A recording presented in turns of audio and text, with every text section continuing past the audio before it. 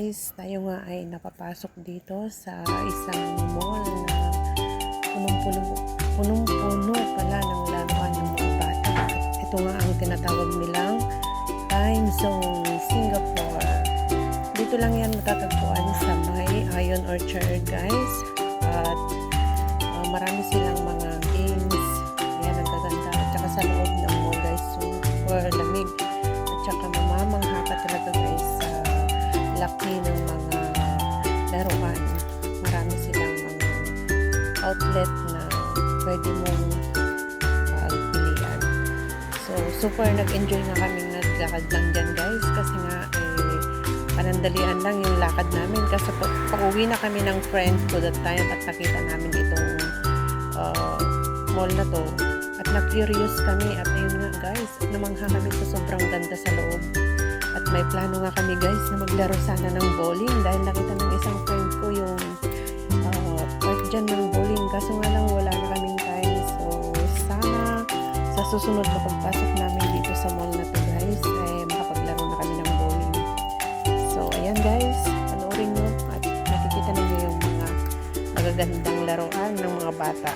Maganda siya at saka hindi siya super crowded.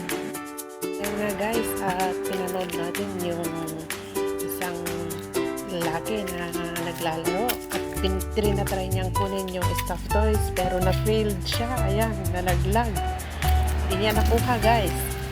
So ayan, lumipat tayo sa ibang location at ayan nga guys, at super grabe ang linis ng mall. Malaki yung mga laruan at super lamig.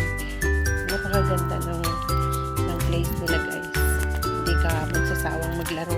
Pero hindi kami nag-try na magtanong kung magkano ang isang ticket ng games nila kasi nga wala na kaming time na maglaro dahil napadaan lang po kami ng kaibigan ko dyan.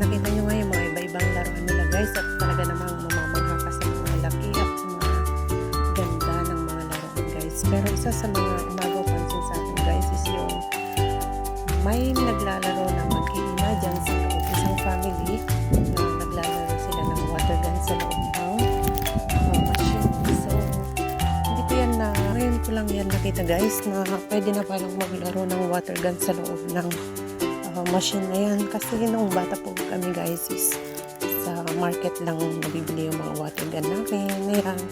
Pero yan nakita nyo naman guys at super high tech na talaga ngayon ng mga laruan ng mga bata.